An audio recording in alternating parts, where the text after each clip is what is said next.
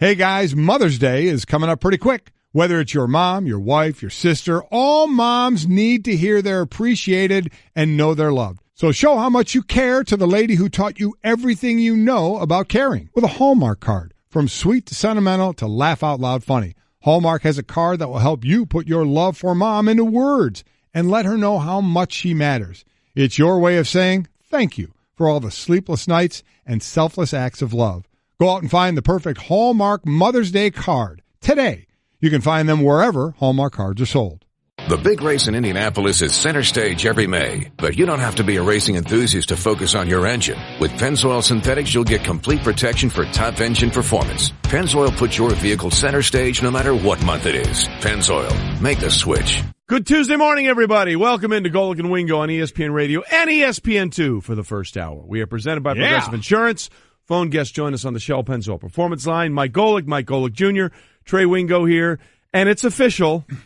Toronto is now LeBronto. Wow. I mean, just like the Cavs over the Raptors, we are consistently here for you. We are consistently here for you every day.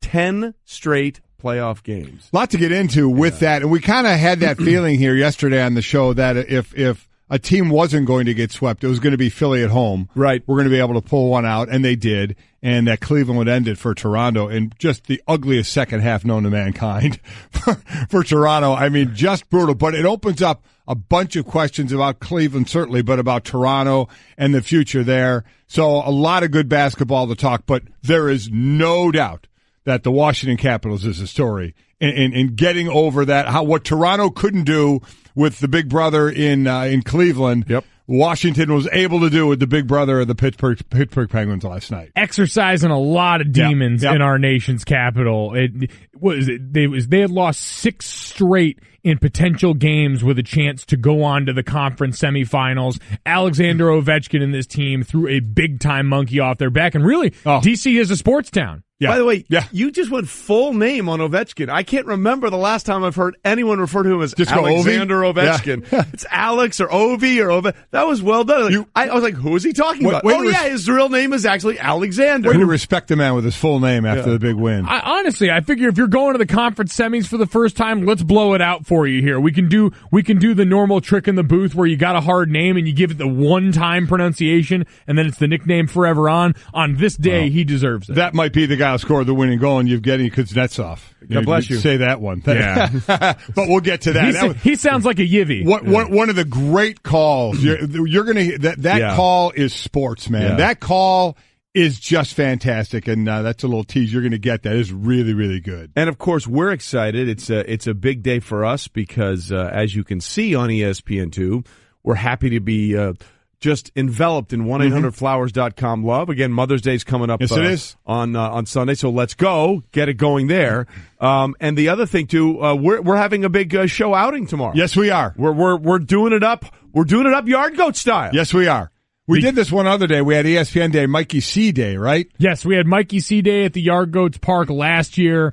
Outsider Mike throughout the first pitch. We had a number of different events. So we're going back tomorrow. Our staff and a few other ESPN radio friends are going to go over and check out the early game. We got a 10:30 a.m. game, which is why everyone here can hit it before going to bed. But they're playing the vaunted Rumble Ponies. The Rumble Ponies. Featuring none other than Tim Tebow. Tim Tebow. So we're hoping our Yard Goats win, but our colleague Tim Tebow playing. Hope he does well. Maybe we'll talk to him today or tomorrow, one of the days, and check in on him. But, we're going to do a nice outing out there, a little bit of, as they say, day drinking after the show. So I don't know what you're talking about. Yeah. For those that don't know, the Hartford Yard Goats are the AA baseball team here for the Colorado Rockies. And it's a nice stadium right downtown. It's beautiful a beautiful day. I believe voted the top AA stadium in baseball. It's fantastic. Year. And for those that are wondering, and I'm sure none of you are, but I'm going to give you useless information anyway. Go ahead. The Binghamton Rumble Ponies. The Tim Tebow team. Yes, are called the Rumble Ponies because Binghamton, New York, where, by the way, Carl Ravitch, Bill Pito, and I were all working together in sports at the same time in the late 80s. Was that the info nobody cared about? That was the second part of the info that nobody cared about. All right. They're called the Rumble Ponies because Binghamton, New York is considered the carousel capital of the world. Really? More carousels in the city of Binghamton than almost anywhere in Still the now? country. Yeah. I mean, really? Carousel capital of the world. Oddly terrifying. Wow, that is kind of terrifying. Speaking of oddly terrifying, Rod Serling, who wrote The Twilight Zone, from Bring Him to New York. So you can terrifying actually sums it up perfectly on so many levels. Here, I'm giving you two guys that could tell you a bedtime story to your kids that you wouldn't want to do. Yeah. Rod Serling or Stephen King. Stephen King. Yeah. Which one? I'm going to take secret option 3. Which I'm going to take secret option 3. And by the way, kids, if Mikey C, outside Mike, can have his own day, you too can have your own day. There you go. Because if Mikey C can get it, by God, anybody it's right can there get for it. you, gang. And let's start off right now as we normally do. It's time for Off the Top. Whether you like it or not, it's just beginning. With Golic and Wingo. All right. We start with LeBron James and the Cavs. LeBron had 29 points and got plenty of help. That's the lead as the Cavs completed the sweep of the first seeded Toronto Raptors number 1 seed in the Eastern Conference semis. Cavs starters, included James, combined to shoot 68.5% from the field. The best line of this is LeBron James' teammates were conspicuously present. How great is that? That is such a great line. And a shot at the same time. And let me tell you, if his teammates continue to be conspicuously present, be interesting where this team could go. Yep. Did anybody in Toronto think of covering George Hill as he was going coast to coast down the middle of the lane, of the paint? They were all waiting for him to kick off the ball somewhere, and he's just slamming it. He must have done it 3 times within a minute of that game. It was ridiculous. And listen, all the teammates chipped in on this one. You saw the LeBron James effect there. It was LeBron James lurking right around the lane. And the start of the game looked like the Raptors' plan was, all right, we're going to let anyone but LeBron beat us. And then when everyone but LeBron started to cave their heads in, they said, okay, maybe we'll try and stop some of the rest of these guys. And then LeBron showed up at the same time. This whole game was akin to me. You know in UFC, when the guy gets knocked out and the other dude is still bludgeoning his face with hammers over the top? That was what the second half of that game was last night. A team being beaten while unconscious. Well, the good news for Toronto is they did take a 3-0 lead. And then they played the rest of the game. Yeah, that was tough. And Cleveland did it on the inside, averaged 56 points, shot 68% in the paint. All the starters averaged 68% shooting as well. This is what we've been waiting for. And I don't know how consistent it's going to happen. We'll have to wait and see. But this is what all Cleveland fans were waiting to happen. And LeBron. Yeah, I guess that's the question I'm going to have for you guys. I know we're going to talk about this later, is what this is more parts of. Is this more parts Cavaliers finally coming together or more parts just this is the Raptors? Right. Look, well, we can get into that, but you're right. How much of this is the Raptors specifically against this team? I mean, 10 straight playoff games. Ridiculous. 10 straight. 3 years ago, they won the first 2 games in this series, and then LeBron says, no, we're fine, and they haven't lost since to the Raptors. That's ridiculous, yeah, it is. by the way. Yeah, it is. The only thing that sort of went wrong, according to The Athletic, Rodney Hood was asked to enter the game in garbage time and refused. So we'll have to deal with that going forward as we hit the buzzer. Off the top. Meanwhile, the 76ers did what the Raptors could not, win a game, staved off elimination with their 103-92 Game 4 win over the Celtics, all because of course, T.J. McConnell. All through the day, you're going to hear comments about T.J. McConnell and adjectives about his play, and it's all going to come down to what's it going to be, Mike? He's a little white guy. Yeah, that's Scrappy. what it is. Scrappy. Gym rat. Gritty. Sneaky athletic. Spark plug. You're going to hear all that, but let me tell you what. First in the building, last to leave. He was all of that. Coach on the floor. Though. He was all of that. In just his second start, he's a guy that's been averaging 13 minutes a game in the postseason and 5 points, plays 38 minutes last night, scores 19 points. When he scores at least 15 points, they're 8-0. So really, the process is about T.J. McConnell. Yeah, it really is. The process has always been about T.J. McConnell. There's the process and there's the spark plug. And that's T.J. McConnell. But this was a game where, again, the 76ers were holding that lead, and I kept waiting for it because we saw them blow a 22-point lead a couple of games ago. Kept waiting for the Celtics to make that run. They weren't able to do it. Philly held them off, kind of what we thought they had a good chance to do, and now they travel back to Boston. Boston's going to end this thing. Philly's not coming back down 3-love to win this thing. But it's just a matter of when, as the Cavaliers now get to sit and rest. Yeah, there's a decided advantage there for the Cavaliers, but you're right. This is a miss by Boston as much as anything else. A missed opportunity to continue to hold serve. And I think for Philadelphia, maybe a nice reminder going forward of what you're going to need to take that next step.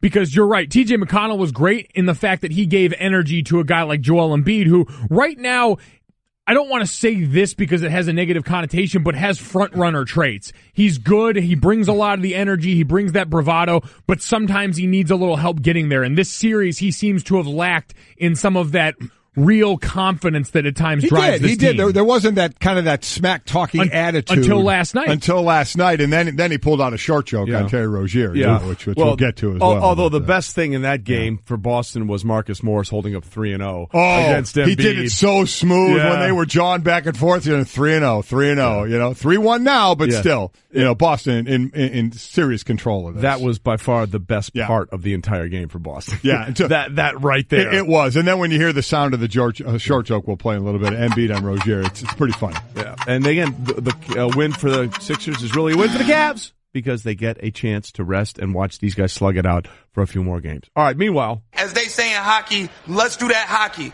Poke check away, and now the counter. Here come the Caps. Kuznetsov gets loose. Evgeny coming down the middle, a shot, and it comes in over. He scores! He scores! Evgeny Kuznetsov wins it for Washington! It's off to the third round! The Demons have been exercised! Good morning, good afternoon, and good night, Pittsburgh! We're going to Tampa Bay! The Capitals have done it!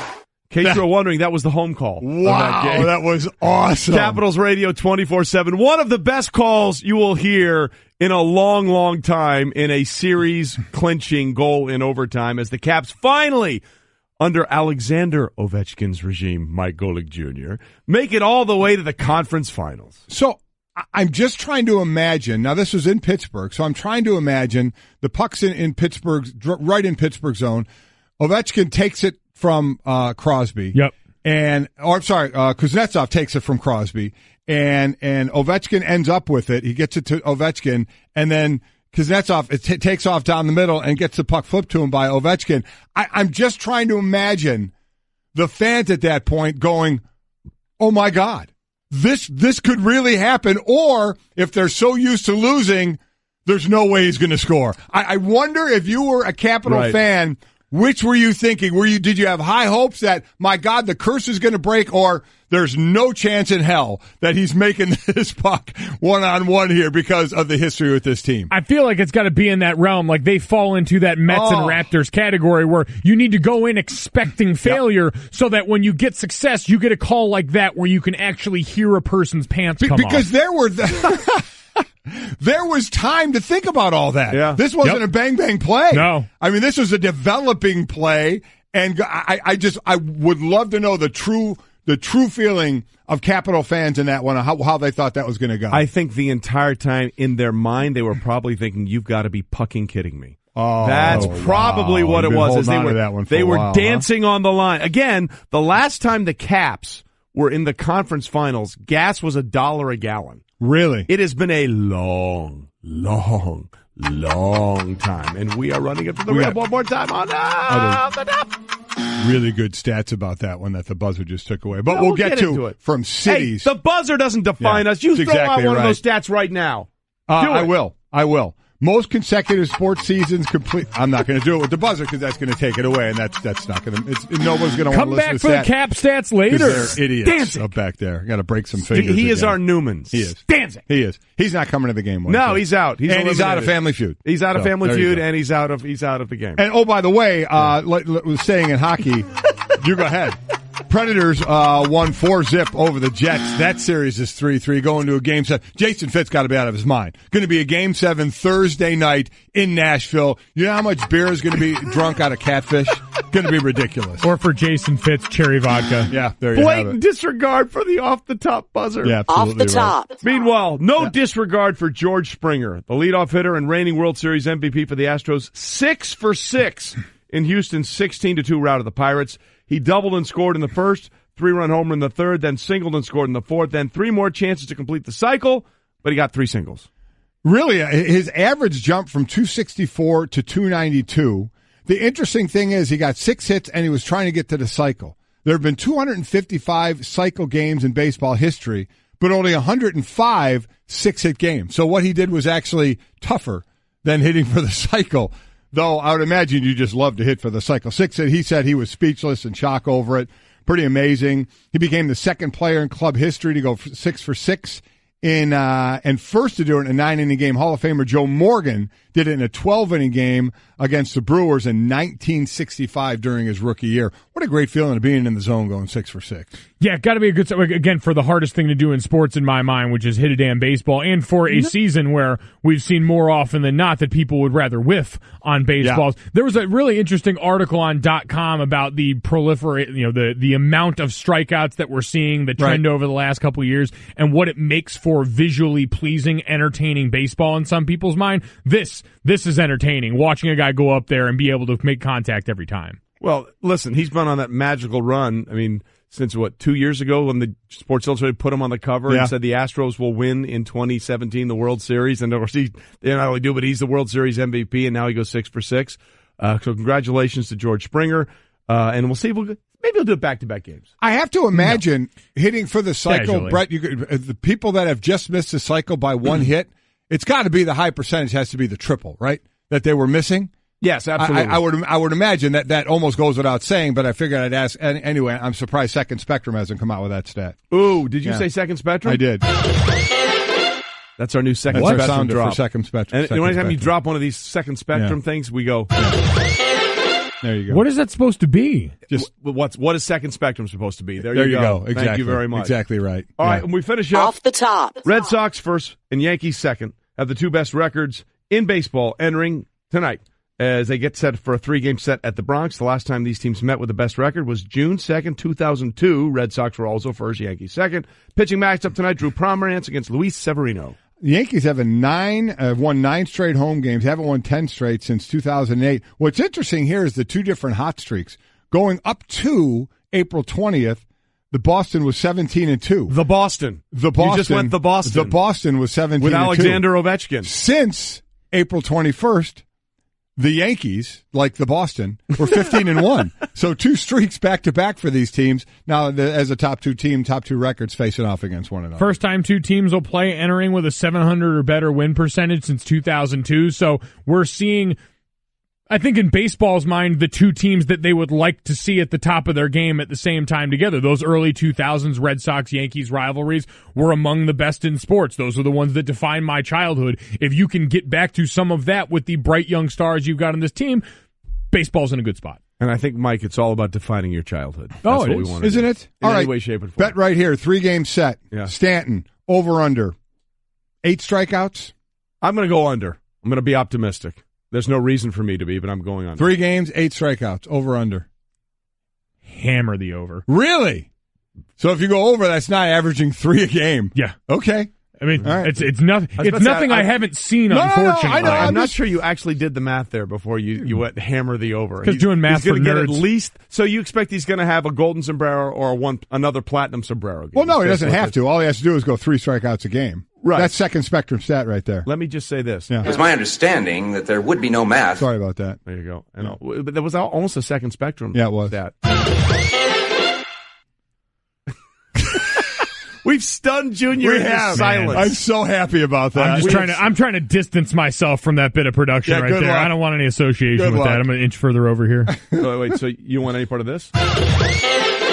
Just want to make sure that's the one you're talking. I want to make sure we're sure that about one you that. meant, It right? was that one, right? Right. It sounds like the zany end to a Disney cartoon musical number. What, you mean this one? Maybe that was the entrance music to the Met Gala last night. Hey! Hey-o! We'll get into that. And by the way, that's our social play on Golic and Wingo. You haven't seen the picture of Tom Brady entering the Met Gala with Giselle. First of all, let's be honest. He's winning because he's entering the Met Gala with Giselle. Yeah. So let's just be clear about that. Tom is winning, but it was an interesting look. And we're going to let you all caption it. We are out taking there. all Yeah. thoughts and interpretations of exactly what was going on there. Golic and Wingo, presented by Progressive Insurance, cars, homes, boats, motorcycles, RVs, and more at Progressive.com. We will get into exactly what this series means for LeBron James and the Cavalierettes. Remember, it used to be the Jordanettes or the Jordanettes in Chicago. There you go. So what does it mean for the rest of this team going forward? But what actually can and should you do if you're the Toronto Raptors? What is a necessary move and what is an overreactionary move? We'll get into that, Mike.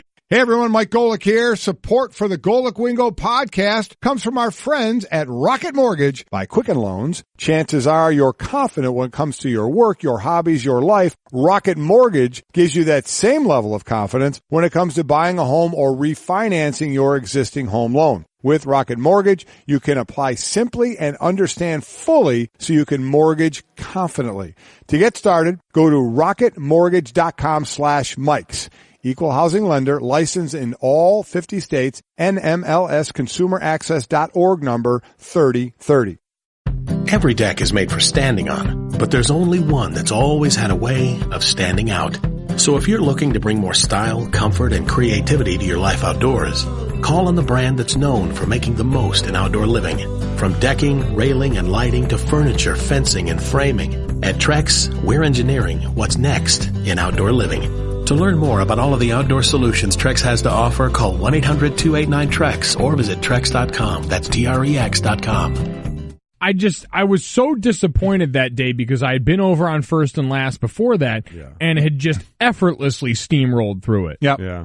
And for whatever reason, I came over here and got a fat tongue and dumpy cheeks and mental mind. One thing I'll say, the tongue twister that Trey has now done a few times, if he ever screws that up, we have to have the dump button ready. Yeah. Because it's pretty impressive. You mean, go ahead. No, I can't. You can't do it? Yeah, you can say he does a tongue twister where the mother of all words has the possibility of being said in it. I am a pheasant plucker. I pluck mother pheasants. I'm the most pleasant mother pheasant plucker that ever plucked a mother pheasant. It's unbelievable. Bang! I mean, it's just there unbelievable. It gets sweaty every time. The whole crew behind the mind. glass just waits there in absolute tension. Devin's got his finger right over the button right there. Blows my mind. David. All right, before we go on, I want to pay this number off because Brett got it for us. We talked about George Springer, who got 6 hits, which is actually had been done way less than actually hitting for the cycle. He was a triple away from hitting for the cycle. And I asked, and I think it was pretty obvious, that the triple had been the hit that was the most difficult, right. Yeah. So since 2000, when you were one hit away, 964 times it was the home run. 445 times it was the double, 131 times it was a single, and 4,744 times it was the triple. Yeah. So by far, I knew it was, but seeing it, the number is pretty impressive to see how many times more than anything else it was. It ain't even close. Not even close. Golic and Wingo on ESPN Radio and ESPN2, presented by Progressive Insurance. All phone guests join us on the Shell Pennzoil Performance Line. But right now, it is time for some serious Straight Talk, brought to you by Straight Talk Wireless. Best phones, best networks, no contracts. So we'll get into the Cavs a little bit later on. But we come not to praise the Raptors, but to bury them. As once again, they are buried by Cleveland. It is now 3 straight years that the Cleveland Cavaliers have closed out the Raptors in the postseason, and 10 straight games that the Raptors have lost to Cleveland. So if you're the Raptors, you were the number 1 seed in the East, you had the best record in the Eastern Conference in the regular season, and it all amounts to so what do you do? What do you do? Do you get rid of Dwayne Casey? Do you try and remake the roster? What is an appropriate response to once again getting thumped by Cleveland? Dwayne Casey's been there 7 years. It even goes before the Cavs in the last 3 years. Go back to 2014, Game 7 at home, 3-seed Raptors lose to the 6-seed Nets. 2015, the 4-seeded Raptors got swept by the 5th-seed Wizards in the first round, and then we have the 3 by the Cavaliers after that. So while it's been the Cavaliers as of late, it's been a couple of years before that as well. It's a tough call. I mean, listen, we know the way pro sports works now. Dwayne Casey's probably going to be out of a job. My thought on it is, do you like take away the Cleveland aspect of it, and do you like the team that you have? Because you got guys under contract for a while between Lowry and DeRozan and Valanciunas and Ibaka. So do you like this team at its core and what it can do? Because my thought is, you don't know where LeBron's going to be next year. He may not be in Cleveland. He may be over in the Western Conference. Maybe. And even if he's not, are we thinking at this level now he could exceed it, kind of like Brady's doing, a couple of years? But I know a couple of years can be a lifetime at times. But this has been one team and really one guy that's had his number. So do you make a change on that one guy when that guy may be gone? You know, he may be off Cleveland, may be in the different conference next year, especially if you like the team around you.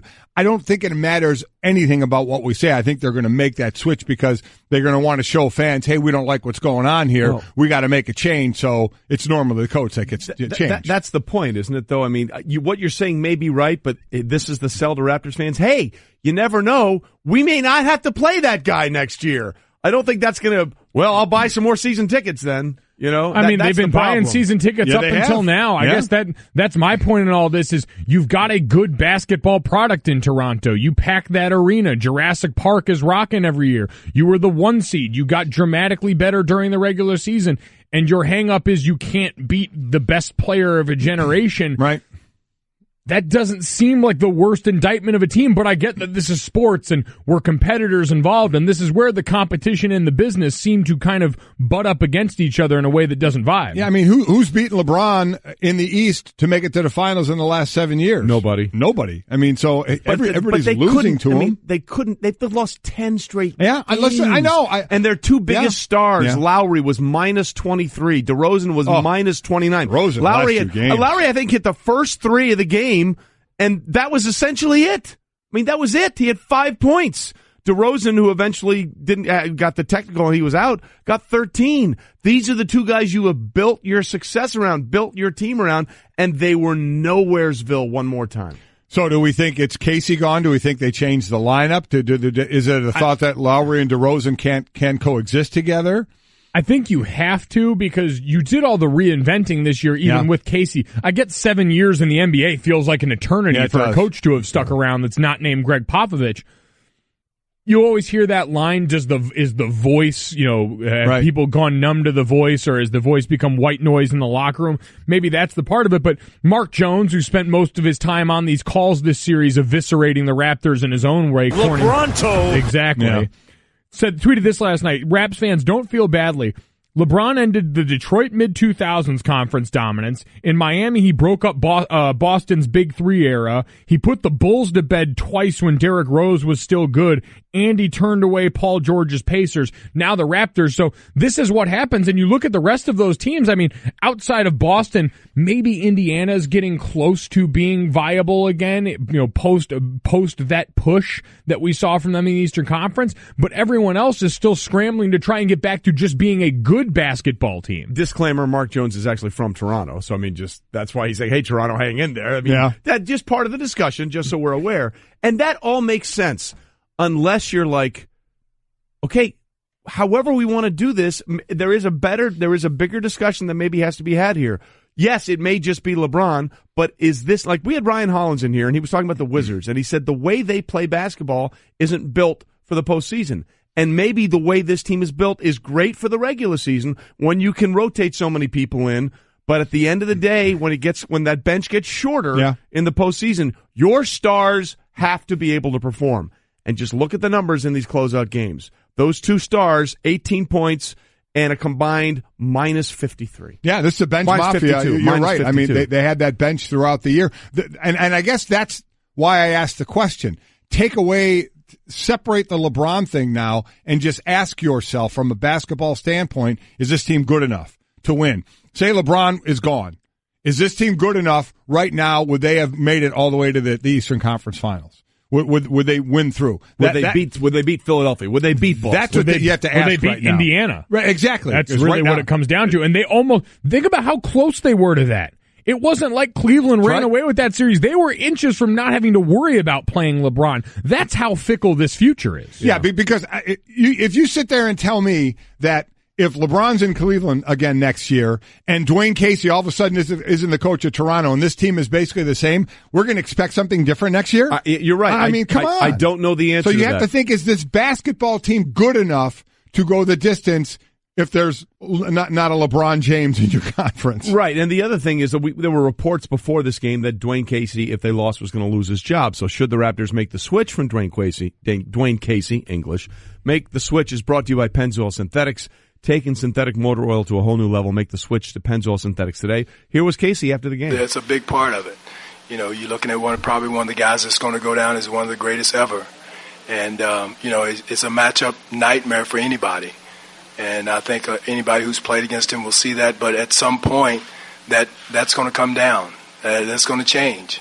We've seen it all. We've seen it with Michael. We've seen it with Kobe. We've seen it with a lot of great players. And we want to be the one, the Toronto organization wants to be the one who knocks that gate down. For whatever reason, we got the unlucky draw every year of going against them. But, it's going to come a time when that gauntlet is going to come down. And why not us?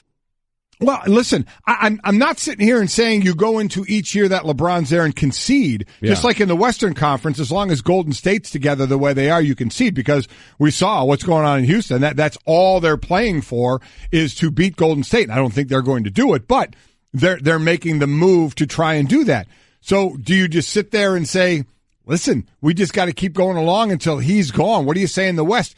I think personally Golden State has maybe another 2 years of these guys together before it's gone. Eventually, just like LeBron is not going to be LeBron, that team is going to break up. At some point, the fours, all-stars aren't going to be on that team. I don't know when, but it's going to be a matter of time, maybe a couple of years, where that's going to happen. So does everybody just collectively wait? It's something you don't want to admit. We're just going to wait for LeBron not to be here. We're just going to wait for 4 all-stars not to be on one team. It's a tough thing to say and then to do. See, here's the problem. I think everything Dwayne Casey said is right, but if you're the general manager, basically you're saying, okay, I can either fire the coach and say the team that I've built is good enough, or as the general manager, I've got to admit the team I built probably isn't good enough, and we're keeping with the coach. And we're in survival mode at this point. Because if you admit the latter, you're basically saying I didn't do my job. I don't think, Mike, I don't think that they're going to change the team and keep the coach. I think it would be we're changing the coach, and if we feel like we need to change the team, we're going to change the team as well.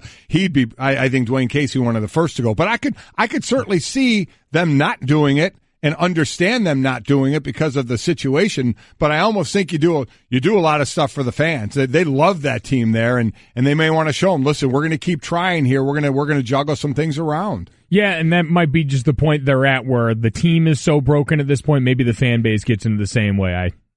Yeah. Well, listen, we'll leave the last word from researcher Brett. Brett, would you like to share it? Because I thought it was a really good line. Yeah, Raptors traditionally do not do great in survival mode. There it is. Nicely done, Brett.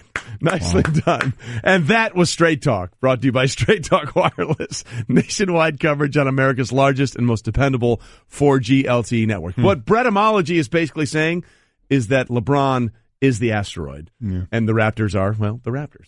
That's the way that goes. Unless you're glorified birds. Unless you're going to create them, like Jurassic Park. There you go. New one coming out. Well, and that didn't work out so well either. Well, there's another one coming out. Let's see if the dinosaurs can win. They'll turn the tide. Let's see. Coming up, it's been a long time coming for an entire city, and we'll tell you about it.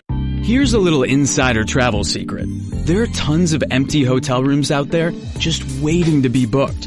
That's why there's Hotel Tonight. Hotel Tonight partners with awesome hotels to help them fill their unsold rooms, which means you get incredible deals. And even though the name's Hotel Tonight, you can actually book up to a week in advance and up to 100 days in advance in top destinations. So download the Hotel Tonight app to start scoring better deals at better hotels now. Because Jay Billis and a lot of these guys that we'll hear from have smart answers, and they're a lot smarter than me. You're pretty smart. You're probably the smartest one in the show, so don't start saying you're not that smart, because that really hurts Trey and I. Hold on. I like how you just lumped Trey into that. We'll have an IQ test later Trey, to determine that. Trey, you just got your phone number hacked, so I mean, come on. It's Golic and Wingo. I absolutely think we should all take an IQ test. Sports Center, brought to you by Straight Talk Wireless. To win in basketball, you got to play great coverage, and with Straight Talk Wireless, you know you're getting great coverage because they use the exact same 4G LTE towers as the big carriers, but for a lot less. Straight Talk Wireless, only at Walmart. Refer to terms and conditions of service at straighttalk.com. All right, Golic and Wingo with you, ESPN Radio and ESPN2. So, obviously, we're dealing a lot with what the Raptors should do now and what the Cavs are going forward, but we are celebrating what they're celebrating in our nation's capital, because finally, for the first time in 20 years, the Caps have made it to the conference finals. And if you haven't heard the call of the overtime game winner, we're going to play it 1,000 times. Yes, we are. Here it is again from Caps Radio 24/7. Poke check away, and now the counter. Here come the Caps. Kuznetsov gets loose. Evgeny coming down the middle. A shot, and it comes in over. He scores! He scores! Evgeny Kuznetsov wins it for Washington! It's off to the third round. The demons have been exorcised. Good morning, good afternoon, and good night, Pittsburgh. We're going to Tampa Bay. The Capitals have done it. Awesome. That's John Walton, by the way, on the call on the Caps Radio 24/7. Wow. Just exceptional. Of course, it's been 20 years in the making, so it had to be epic. So in other words, if you're a Caps fan waiting for that call, it had to be good, and it was better than good. It was fantastic. It was awesome. Because the last time they were in the conference finals. Round of applause for you, John Walton. April 22nd, 1998. So you know what we love to do? Yes. We love to go back in time. Yes. Let's do that. Don Beaupre was the goalie. There you go. Don Beaupre. Gas, this is a misprint that Stanzik told me. Gas was $1.01 a gallon. Well, that 1 cent is a huge difference. 101 a gallon. Alan Ovechkin was $8. Alan Ovechkin? His brother Alexander was also We $8. had Alexander. You just want Alan Ovechkin? His good friends call him Alan. By the way, you know what that reminds me of? Yeah. We know how important a goalie can be in hockey. Yeah. Very important. The Golics and Allen. The Golics and Allens killed it back in 98. Mike, I think you should explain why the number one song in America then was so good.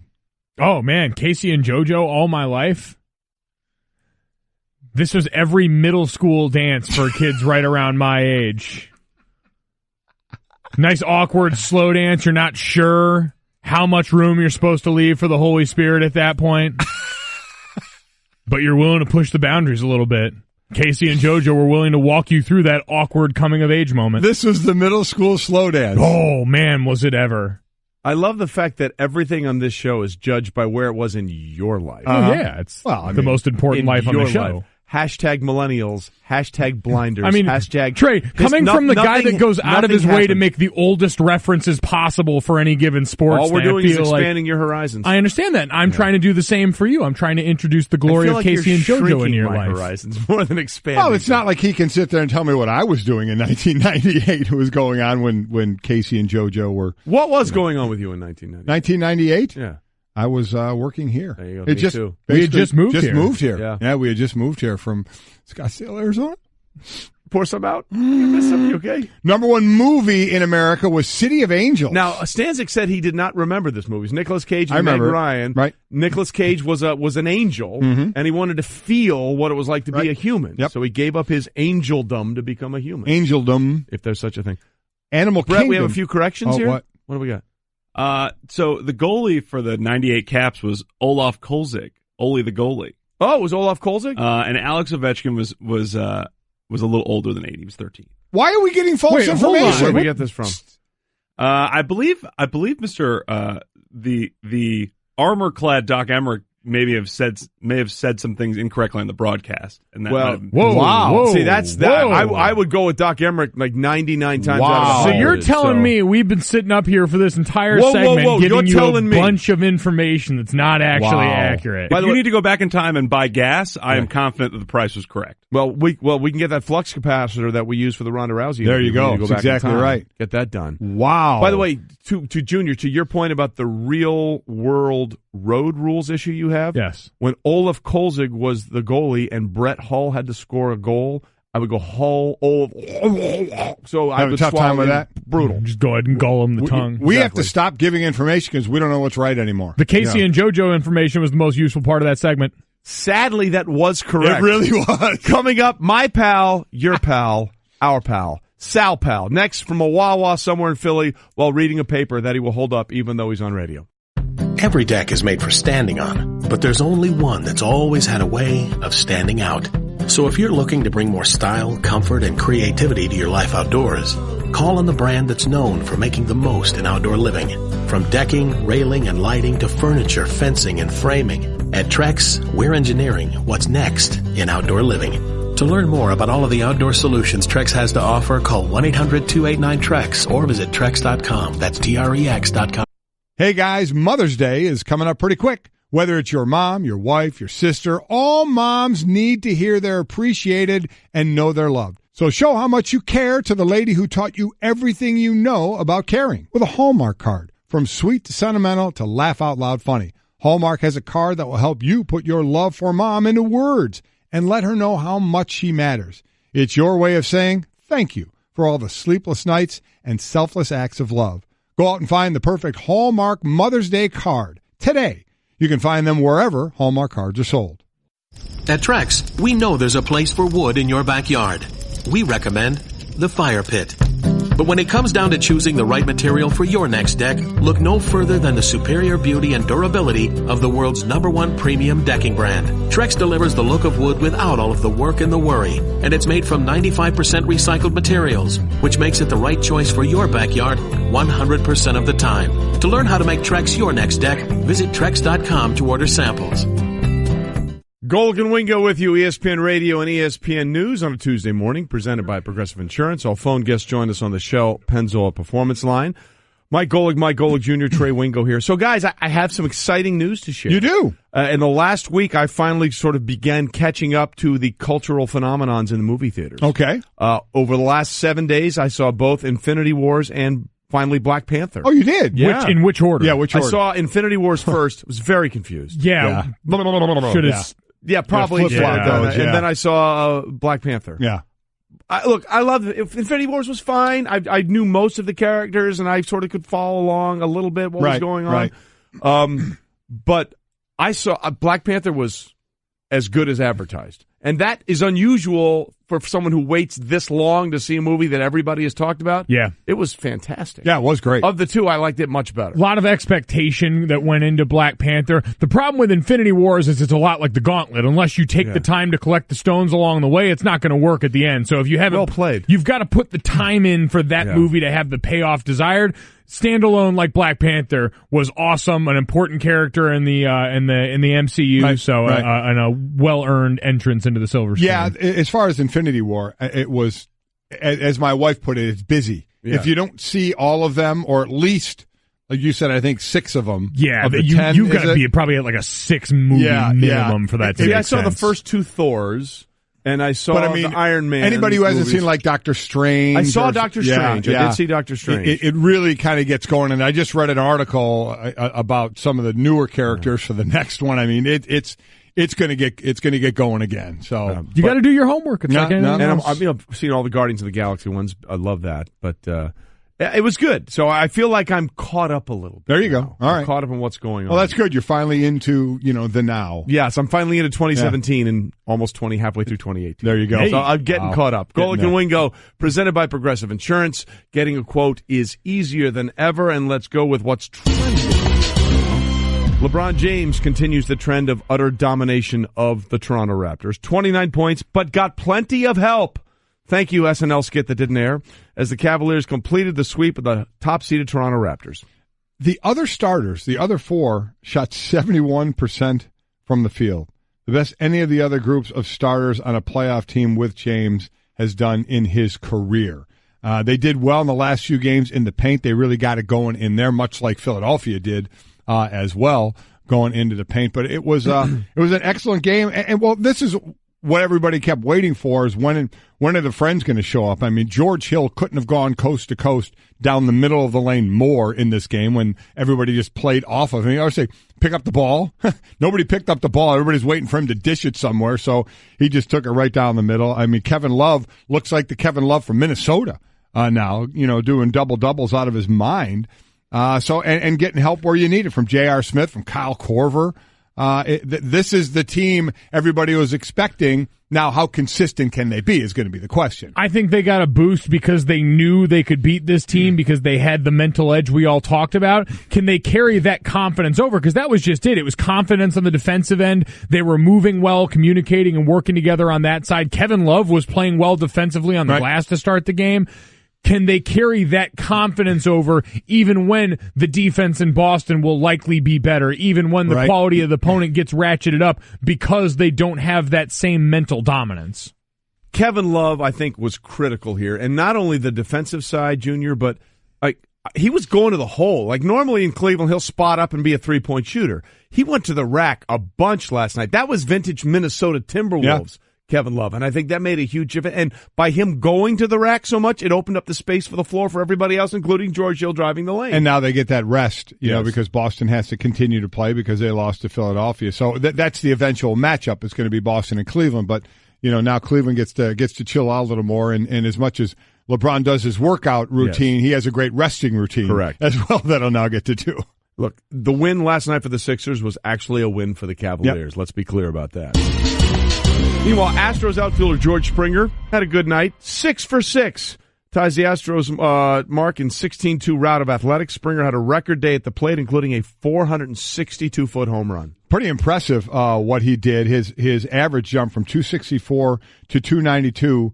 This is interesting. There have been 255 cycle games, but only 105 six-hit games. So what he did was actually more rare. And as we found out from Brett, of players that were one hit away in the cycle, the most by far was that you were a triple away. Over 4,700 times you were a triple away from the cycle. Next closest was the home run away at 964. So, but what he did, again, more rare than the hitting for the cycle. Yeah, I think as an athlete, perfection is something that you wear. It's always the unattainable goal. And you hear, no matter what it is, you're never going to play the perfect game from a technique standpoint, especially in football. You're always sort of searching for that. In baseball, you can get perfect in certain regards, even if it is in name only. So unique to see it from the hitting side.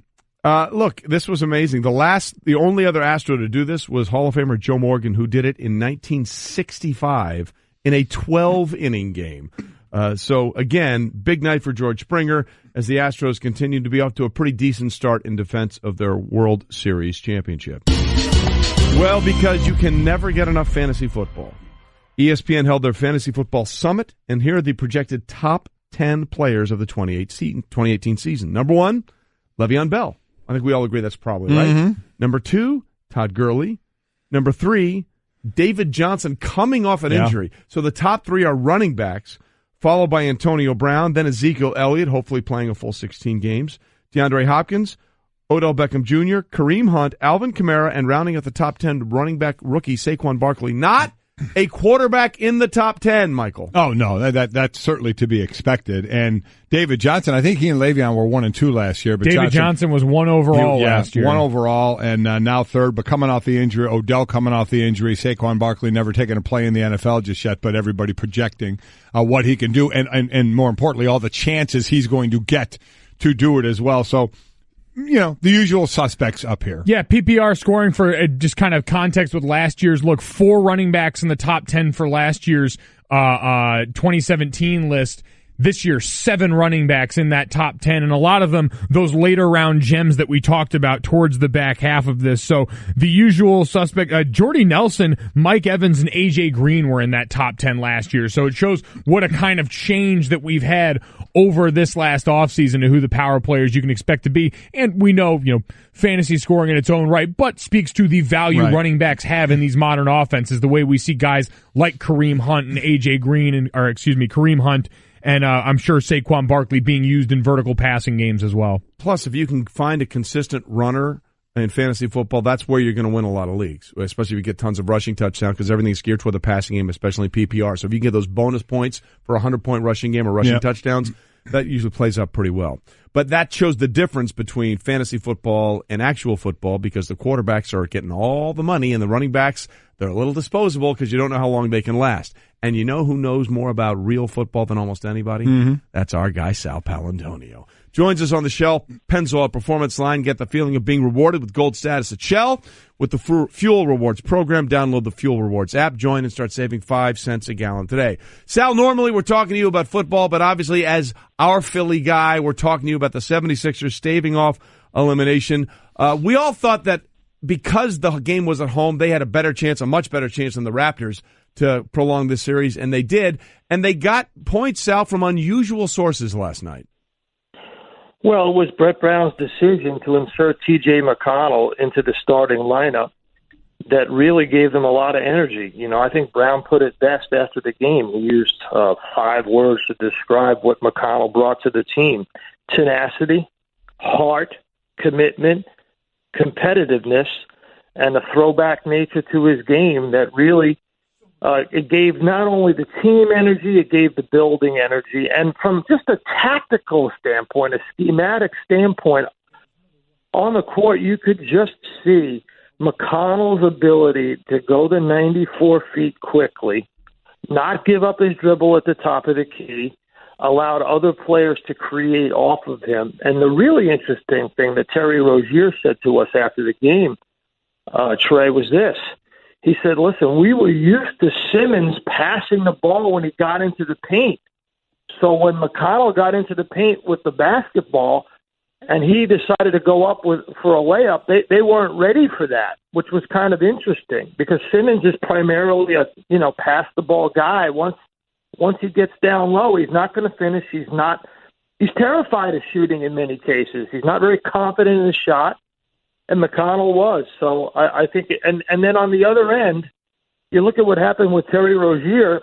McConnell. You don't want McConnell defending you the entire length of the floor. That's not fun all night long. It's just not. The guy's from Pittsburgh. He's a tough guy. He's all over you. And Rozier was minus 14 last night in the plus or minus. In fact, all starting five for the Celtics for the first time in this series were in the minus column in the plus or minus, and Rozier was the highest at minus 14. That, to me, that was the biggest difference in the game. And you got to beg the question, right? Why wasn't McConnell inserted in the starting five earlier? And if it happens in Game 3 the other night, the Sixers are probably tied 2-2. Sal, and I guess to that end, is there a belief after seeing what you saw last night, is there a belief from Philadelphia that this is a team that's capable of mounting a comeback here, or is this about spinning it forward to the future already? Well, it's kind of hard to do that. We all know what the history is, and you got to go back to Boston. And Boston has been a nightmare for them from the beginning. It's been a menacing place. They've had a hard time dealing with. Talk about energy. The energy in the Garden, to me, and I've been to a lot of stadiums and arenas, the energy in the Garden is as tough as the Wells Fargo Arena. It's tough. And they've had a hard time dealing with that from the beginning. But be that as it may, I think people are it's more basic than that. This team has suffered because this has been Ben Simmons' worst basketball. And there's no question about it. He's had difficulty with his shot. He's had difficulty to adjusting the style of play of the Celtics. And it's almost like the Sixers have been playing 4-on-5 basketball. And McConnell solved that problem on both ends. He really did last night. You can't overstate that. I mean, this guy has been, he has been the poster child for the process gone wrong. He was the point guard for the team when they had a 10-win season. He's been booed and thrown out of town several different times, but he gets back up off the mat and provides, the kind of energy to stave off a sweep.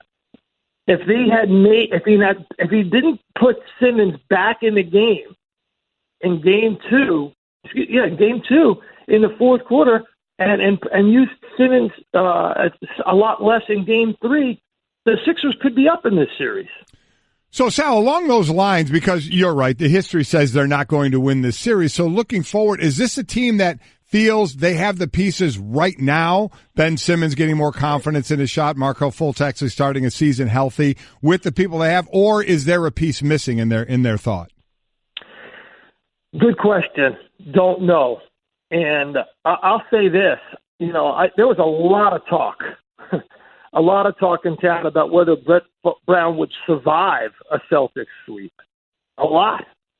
And should he survive? And whether or not, if the Celtics swept the Sixers, that the process had made any progress at all.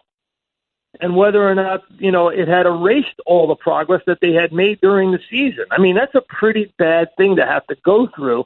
And the way that they gave up leads to be swept out of the playoffs by the Celtics, people were wondering, what do we got here? So I think there's a lot of stuff on the table, Michael, after this series is over. And they played for pride and dignity last night in Philly. The place was packed. There wasn't a seat empty. It was a 6 p.m. start. The crowd was behind them. I think that helped.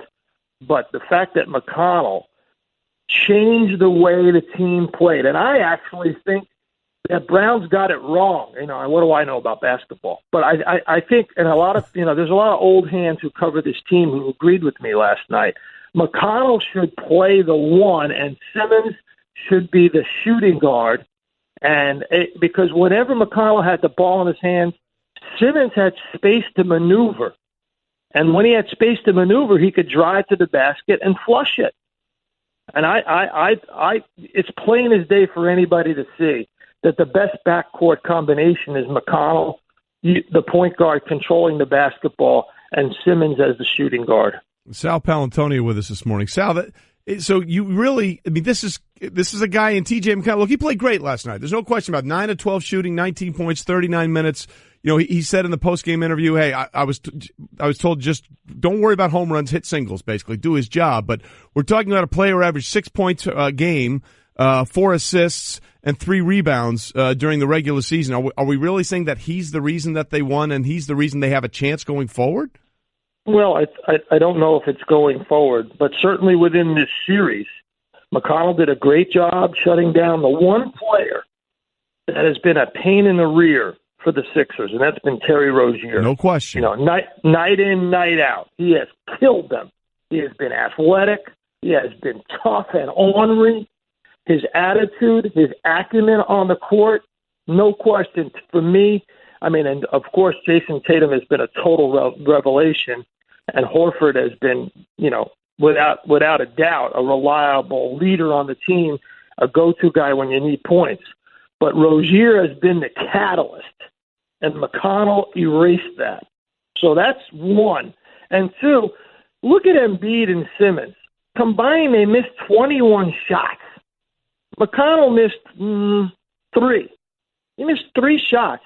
He was extraordinarily efficient last night. I'm looking at the box score right now. First time I'm looking at this column. Trey, he didn't have a turnover, Trey. Yeah. No, look, 38 he played minutes great. And 57 seconds, right? I see 0 on turnover. Am I right about that? Yeah. He played great. There's no question about that. The question is whether or not it's sustainable going forward. But you're right. He was a big difference in this game. All right, let's switch gears. I think he starts game 5 without a doubt. Oh, yeah. Going forward, right. He starts game 5 and, I'd be a shock if they stole one in Boston and came back to Philly. On Friday night. And then on Friday morning, I'm going to get my Golic and Wingo mug, and I'm going to go down to Wawa and get myself some coffee. There you go, my Golic and Wingo mug. There it is. All right, Sal, before we let you go, we always have to talk a little football with you, and Carson Wentz obviously has gone out there and said the goal is to be ready for week 1. He was in the building last night. Where are we about realistically, and what are you hearing from the Eagles about that possibility? Remember, he tore that ACL in December. Yeah, it's a really quick turnaround, right? It's a 9 to 12 month injury, right? It was the ACL and the LCL, so it's been a really tough rehab. He went so far as to say, "quote I'm confident, I'll be back week 1." But, I'm all about, listen, you're going to have a great NFL career. I get it. It was hard for you to watch Nick Foles hoist the trophy. It was hard for you to watch Nick Foles win the first Super Bowl title in Philadelphia Eagles history. That can't be duplicated. It was the first one. Nicky Touchdown got it. I realize that was tough for you. But whatever you do, don't do anything that is going to jeopardize your ability to play in this league for a long time, because you're a great guy. The Eagles need you. The team needs you. The city needs you. The NFL needs you. We want guys like that to play for a long time in the league. Don't jeopardize it. It's not worth it. I agree. Just look at what happened with RG3 when he was all in for week 1, and he was never the same. He just was never the same. Play the long game. All right, Sal, we appreciate it. Thanks for stopping by this morning. Thanks, Sal. Anytime, guys. Anytime. Yeah. I just want to make sure we're not overreacting. I think Sal is trying to keep it to this series, which may be just one more game. I don't think there's any doubt McConnell will start the next game, but I don't think, and I don't even think Sal even thinks this is a long-term answer, going forward. Kid out of Arizona, 26 years old. He started, 51 games, I think it was last year? Yep. And 17 the year before that. Just the one start up until last night. This was just his second start this year. You know what it was? It was the spark plug, but that's what he was. And he was for this game. I think the best point there is what Rozier said when Sal was talking about it is when Ben Simmons gets in the paint, he still kicks it out. And McConnell is shooting layups and hanging around there and getting a couple of offensive rebounds and a couple of putbacks. I mean, that's something going forward because that's what I think you have to do with Philadelphia is going forward. Ben Simmons got to get more confident in the shot. Got to become a better shooter. No doubt about that. I think just more confident, period. I think amidst all of that McConnell propaganda that we just got through, that there was the most sound point in that was that propaganda. Ben Simmons really does look shook right now. He does. Even as a guy who was a great drive to the basket and dish player, a guy who is has the confidence of his teammates to be a great distributor, he even seems off with that right now because the lack of a jump shot and his lack of success. That 1-point game really, I think, is still stuck in his head, and there's going to have to be some damage control done on that. Well, yeah, he was still just 6 of 15 last night. Yep, and beat the same. Did have 19 points and was +5. Look, if they can steal a game in Boston, then it really gets interesting. Because then there's a potential. I'm not even going to go down that road. I don't think there's any way they're going to win this series, but it's a very intriguing team that for a while we were saying, hey, maybe now. Yeah. Maybe because LeBron's teammates haven't come around. Maybe because Kyrie got hurt. Maybe because Toronto isn't really as good as people think. Maybe it is them now. It's not going to be them now, but that doesn't change the fact that it may be them very soon in the future with this team that they have. What I meant by interesting was if they extend this thing longer and LeBron gets to rest a little longer, and then it becomes more. Look, it's never happened. I don't think the Sixers are going to do it, but if they can steal the next one, then we're going to see where exactly we are in the Celtics and the pucker factor, for lack of a better term. Hey everyone, Mike Golic here. Support for the Golic Wingo podcast comes from our friends at Rocket Mortgage by Quicken Loans. Chances are you're confident when it comes to your work, your hobbies, your life. Rocket Mortgage gives you that same level of confidence when it comes to buying a home or refinancing your existing home loan. Rocket Mortgage is simple, allowing you to fully understand all the details and be confident you're getting the right mortgage for you. To get started, go to rocketmortgage.com/Mikes. Equal housing lender, licensed in all 50 states, NMLS, consumeraccess.org number 3030. At Trex, we know there's a place for wood in your backyard. We recommend the fire pit. But when it comes down to choosing the right material for your next deck, look no further than the superior beauty and durability of the world's #1 premium decking brand. Trex delivers the look of wood without all of the work and the worry, and it's made from 95% recycled materials, which makes it the right choice for your backyard 100% of the time. To learn how to make Trex your next deck, visit Trex.com to order samples. Golic and Wingo on ESPN Radio and ESPN News, presented by Progressive Insurance. All phone guests join us on the Shell Pennzoil Performance Line. By the way, that rejoined perfect because Tom Brady once again making a fashion statement, as he always does. And we're again asking at Golic and Wingo what you think of that fact. We've heard the Matador, the Three Amigos, the I don't want to Bond be a villain. Yeah, I don't want to be a pirate. At this Met Gala, which I heard you talking about it this morning, Mike. I'm with you. I don't understand. It's supposedly it raises money for a charity that we know nothing about. So it raises money for the Metropolitan Art Gala's Costume Institute.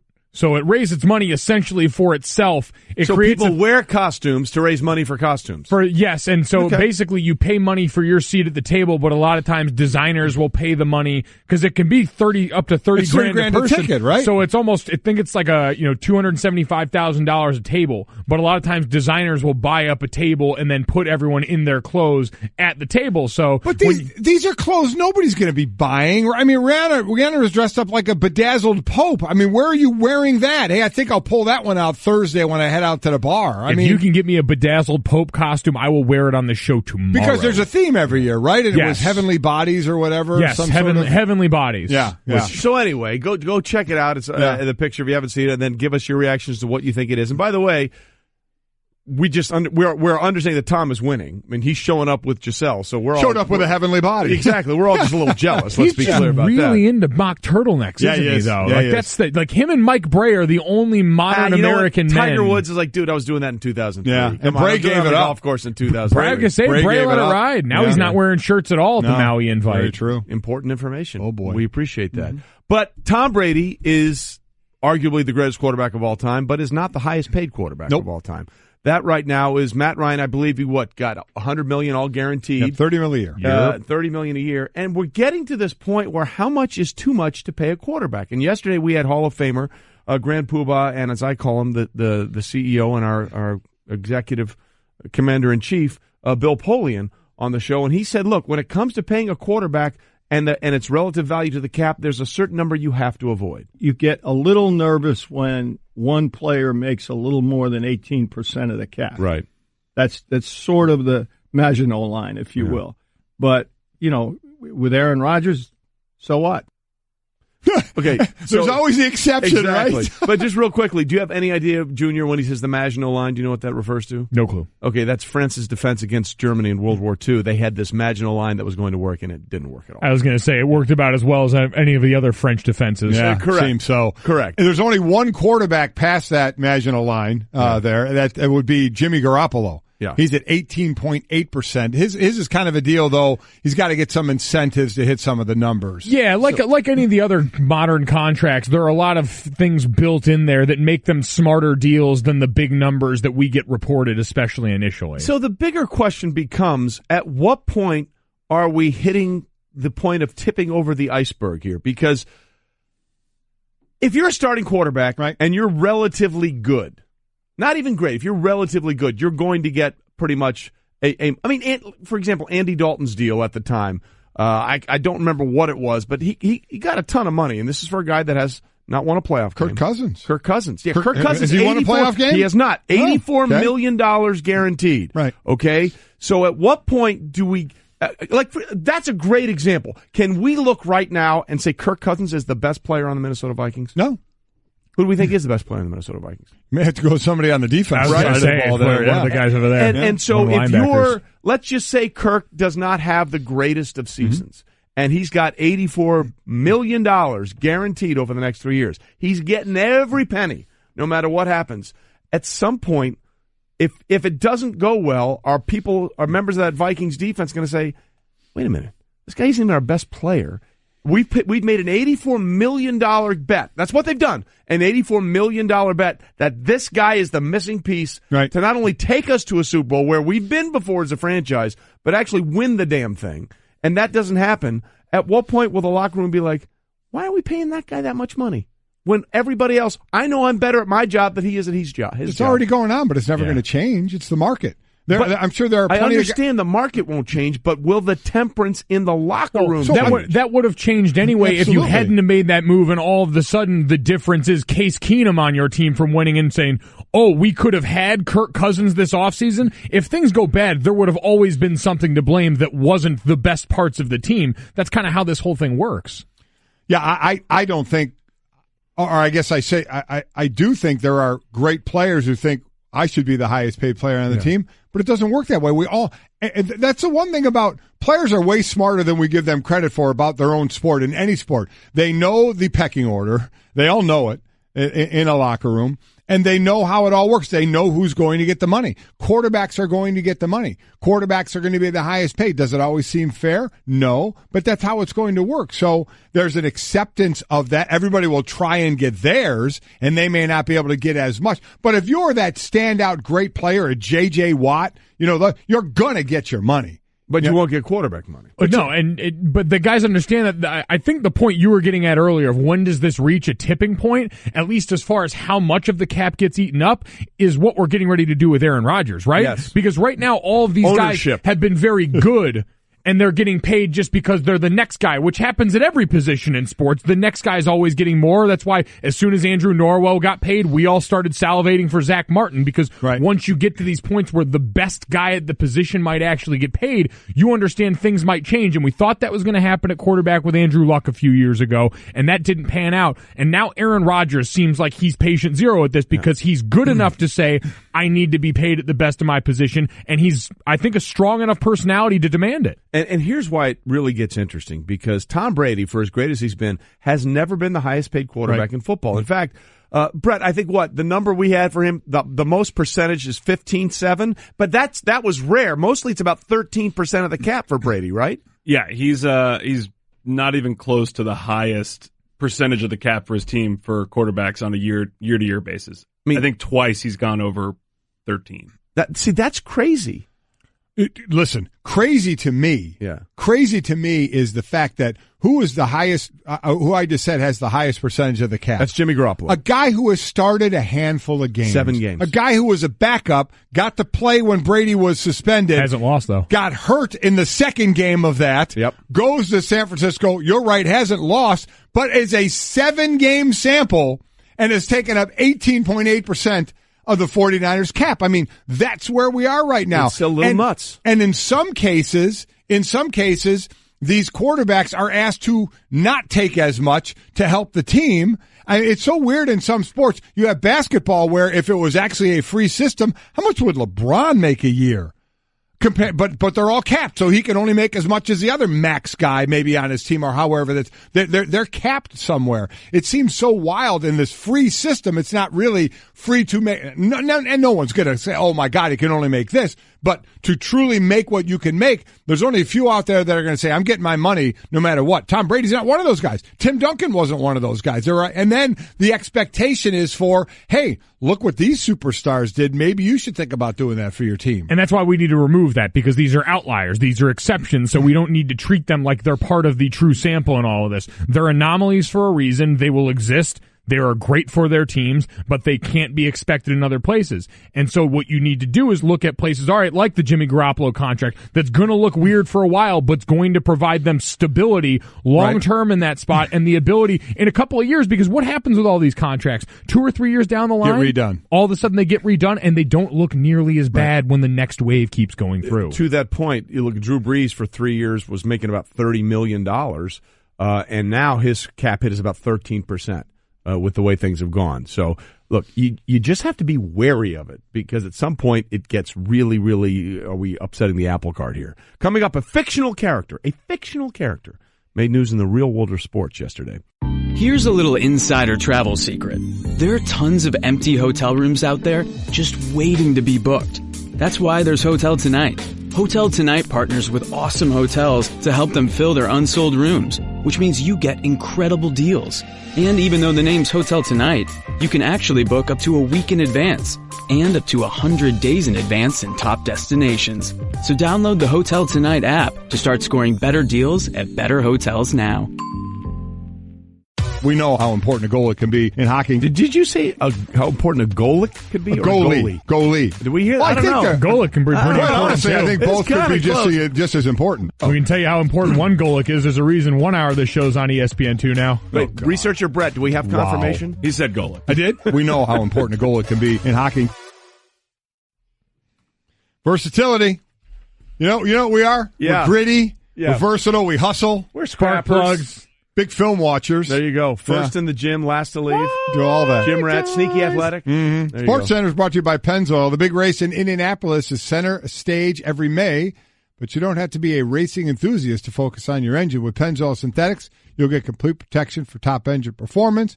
Pennzoil puts your vehicles center stage no matter what month it is. Pennzoil, make the switch. All right, Golic and Wingo with you, ESPN Radio, ESPN News. We got some great guests coming up a little bit later on the show. Frank Vogel, former NBA head coach, will join us. Maybe he can explain what the Raptors should do, because it's basically just they can't get around LeBron. Al Leiter, Major League Baseball Network, a longtime pitcher in the major leagues, will join us as well. The Brew Crew will stop by at 9 o'clock. Teddy Bruschi, our ESPN NFL analyst. And 9:30-ish, I'm told, 9:30-ish. The pride of the Binghamton Rumble Ponies. Yes. Outfielder Tim Tebow will be here as well. We will be at the game tomorrow. Our whole staff are doing a staff outing at Dunkin' Donuts Park. Greatest name for a park ever. Yard Goats? Yep. Hoping our Yard Goats win, but our colleague Tim Tebow with the visiting team, we hope he plays well, but have a nice staff outing and have a lot of fun. We're going to get Jason Fitz to throw out the first pitch, right? Yeah, he doesn't know it yet, but he's throwing out the first pitch. Devin wilted at the thought of doing this, so he's out. Devin, you didn't want to throw out the first pitch? Devin, I'm not going to lie, that hurt me a little bit. I'll throw it out. I just want some companions. Right. No, you have to go out there by yourself. How many people? Only one person can throw a pitch. Go out and throw a pitch. Mikey C Day, there was like 25 people. All right. Yeah, but there was only one Mikey C. I want there to just be one Devin. You're out. That's Jason fair. Fitz is in. You just have to let him know he's in. Yeah, no, he got a text message. He'll. We're gonna. It's gonna be a lot of fun. He should Good throw outing. it whilst fiddling. Yeah, that would be doing fiddling and throwing it. Tomorrow will be a big dress down day for the show. Oh, since we have to go right from the show to the park. Casual Wednesday. Yes, it is. That's a good call. It's a nice loophole. Look, yeah. If we're in anything but t-shirts, shorts, and flip-flops, it's a win for everyone. Exactly right. Okay, because that is basically where we're headed. Speaking of wins, by the way, we all lose in 2018 because we don't have Game of Thrones again until next summer. Yeah. So we're a little disappointed in that, but we're giving you a little hit. Little Game of Thrones hit. Thank you. Yeah, we yes. are. That's almost as Pavlovian as the NFL chimes. You're right. So we all know the mountain, or whatever the mountain is now, and in his recreated form as and one of Cersei's bodyguards. Sir Gregor. Dead man walking. Exactly right. He's a big dude, and now he's the strongest dude. World's strongest man. What is it? Hafthor? Hafthor Bjornsson. Hafthor Bjornsson. Well, let's give him his full name because you and Alexander Ovechkin, Hafthor Julius Bjornsson. There you go. He's 6'9", 400 pounds, and he has looks 7'5", 6'20", and he has abs. Yes, the dude's a freak. He is taken in the World's Strongest Man, which you could run on a loop. That should be its own network 24/7, and I would watch. We ran that a lot on ESPN. Yes, we did, and we need to do it again. He's had 3 third places, 3 second places, and he finally won it. Now, truth be known, the winner last year, Eddie Hall, did not compete. But obviously a lot of others did. He finally is the strongest man of all those competitions when you're lifting the stones and all that. But as far as real lifting is concerned, he does have the world record lift in the deadlift, 1,041 pounds. And as much as you can say this line, he made it look easy. Yeah. How easy he pulled that weight up, it was ridiculous. But he's your world's strongest man, and he looks like the world's strongest man. It's freakish. And to really get an appreciation, because we do all see him on Game of Thrones, there's a movie on Netflix called Born Strong. Yes. That's about him, Eddie Hall, who's one of the premier deadlifters did not compete on planet Earth, who didn't compete. And then Brian Shaw and Zdrunas Savickas, who for a long time, the Arnold Classic was that movie centered on, but it shows the training that goes into making these massive. What they eat and lift is ridiculous. Well, the categories in the World's Strongest Man contest are just awesome.